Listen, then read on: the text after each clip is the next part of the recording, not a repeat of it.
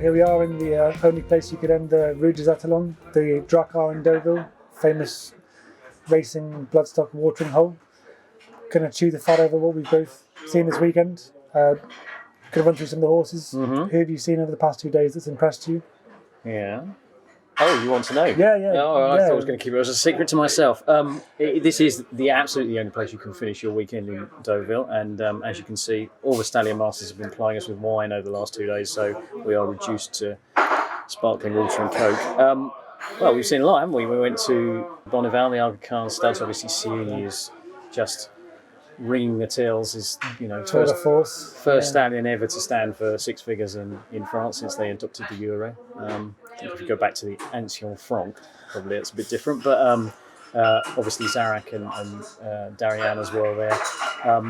They definitely win the lunch stakes. I thought their Tête de Veau was excellent. Yes. But no, obviously very impressive stallion roster. We saw Larve and Accordi yesterday. Larve obviously is just another one of these stallions that started here at sort of single figure prices, and over the last 10 years, along with the likes of Ken d'Argent and Wootton Bassett, and now Chalar obviously has been introduced at a steeper price as well, just really have taken the Normandy stallion scene to a new level, really. It's kind of coincided with the time I've been in France. It's been fantastic to see. So you claiming credit for the no rise in quality in the Normandy stallion ranks there? Exactly. So that was day one. Day one was a proper blockbuster start, really. Yeah. We saw some great stallions. We went to Bouquetot as well, obviously. Yeah. Chalar is a very much, this is a big year for him, but he looks the part, doesn't he? He does, yeah. I mean, obviously his first yearling sold so well last year, and the kind of book of mares he's covered. We were speaking to Seb up there, and said, filly out of Trev. Mm-hmm. In training for him, and would you say that he's covered the best book of mares ever by a first season sire in France? Absolutely, yeah. So, sire to retire to France. So we mentioned Wootton Bassett, Siouxsie, Larve, Chalar could well be the kind of next in the new wave coming through. Absolutely, and I know you're a sucker for a Derby winner, and Rule of the World obviously has gone to Bouquetot as well. Yeah. You liked him as well, didn't you?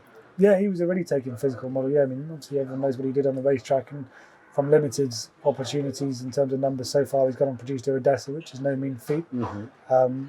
I think he ranks a really interesting option here, and I'm sure anyone who's been and seen him this weekend will have been impressed, and it'll be fascinating to see how his stud career trends from here on now that he's moved to France for the year. My litany of tales of living in France obviously drove you to distraction yesterday. You went off on your own today. Where did you start off? So we trekked west to Arras-d'Ertreham and saw Wootton Bassett, his son Almanzour, and their new horse City Light. Mm-hmm. Another really strong roster there. I mean, Wootton Bassett's one of the three kind of French celebrity stallions that have really sort of led the way as the things have progressed here. He looks great, and Nicolas Deschambre reported that he's been well supported again, or will be well supported again this year. Almanzour, another one with his young horse coming through, first foals, sold well last year. A really, really impressive looking horse. And given what those two horses have done and are doing, you'd have to be positive about City Light, who pretty much everyone we've spoken to this weekend, when we've asked them for their kind of recommendation for the new recruit for 2020, he's been the first name on everyone's lips. Absolutely. Yeah. He's you talk about Nicolas. This is the thing that has come across to me across the weekend, is the number of these studs that are now being driven forward by this new generation of. There's Mathieu Alex at Montfort. Obviously, there's a young team. Seb spoke about at Bouquetot, right across the piece. People who are taking chances at a young age and really sort of trying to bring dynamic, different bloodlines into France. I mean, we've seen. I was at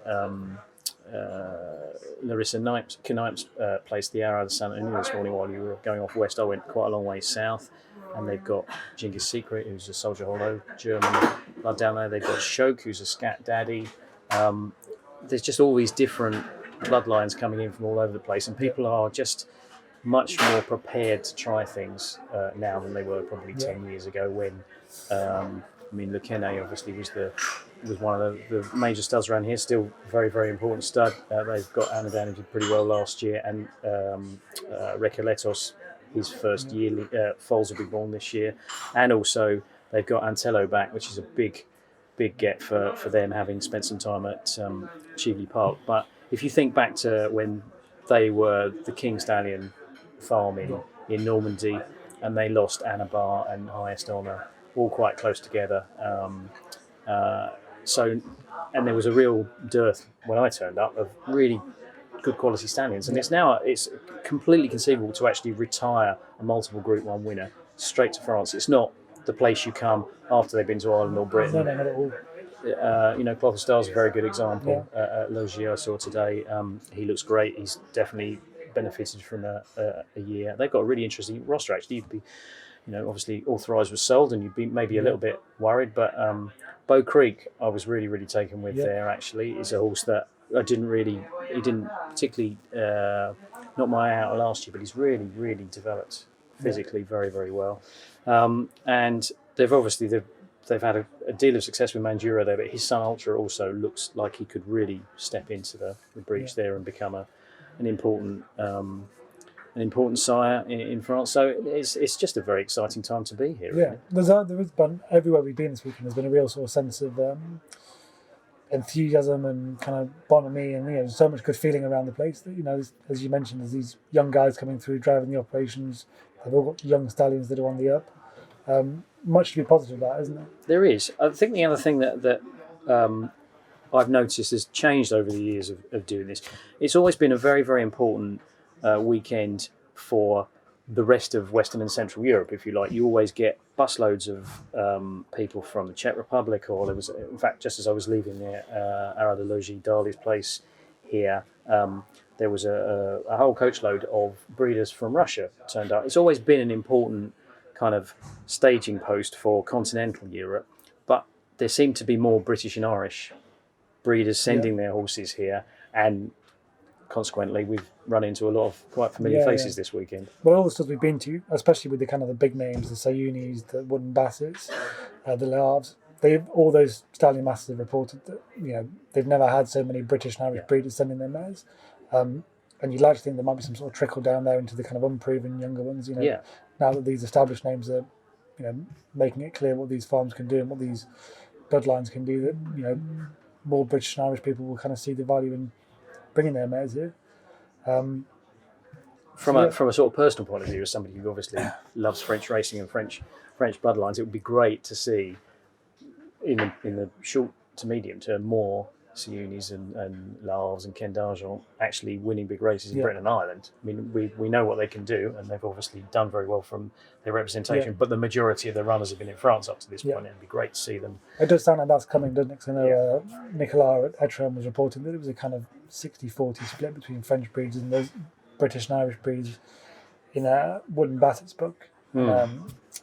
Obviously, Montfort, they were reporting that there was a lot of support there from British and Irish buying Le Havre, and the same at Bonneval. Some big owner breeders from Britain were sending some quite important mares to Sayuni, which will all become evident in the fullness of time. But I think the stuff we've heard suggests that actually these, especially those three big horses in the coming 2, 3, 4 years, will all have serious representation on the race course in Britain and Ireland. Yeah, as well as obviously there's now appears to be renewed interest from the United States in turf racing for a start, and European turf sires as well. And you hear stories of big concerns there who've obviously SF Bloodstock have actually got a share in Almanzor, so they're going to support him. But several of the farms we've been to, they've talked about American owners who bought mares with them and obviously are supporting them as well. So that is all good grist to the mill. Yeah, definitely.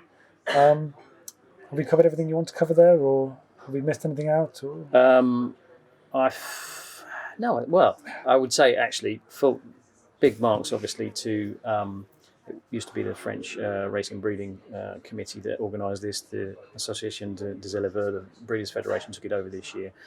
They treat everybody really, really well. All the farms really make a big effort.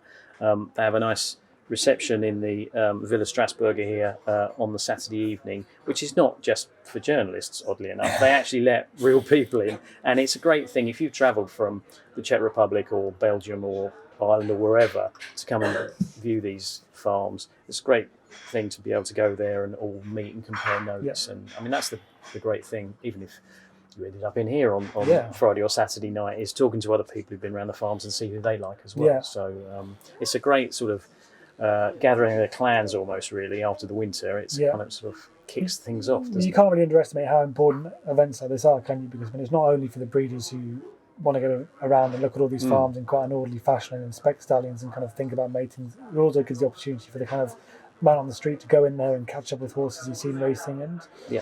help kind of broaden racing and breeding's horizons and try and capture that next generation of the audience and hopefully the people who may well be buying a mare or a nomination or whatever in the future. So I suppose one highlight we haven't spoken about is the last place we went this afternoon. We went to Arras-du-Mézeray. Yeah. Probably off the back of Envoy d'Elen's heroics. Yeah. We went to see Mutatir, 25 years young.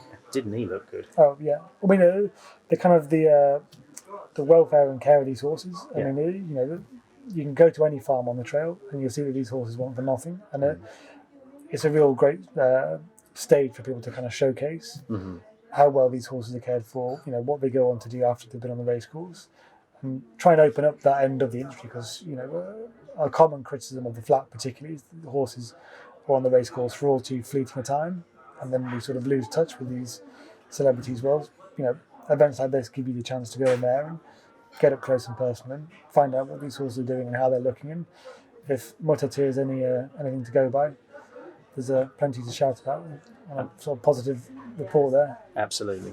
Well played to them, and well played to all the stallion barns and masters that have and mistresses as well that have thrown their doors open and made us all feel so welcome. Yeah, We'll be back again next year. Yeah. I can tell you that. Too right. Cheers. Cheers.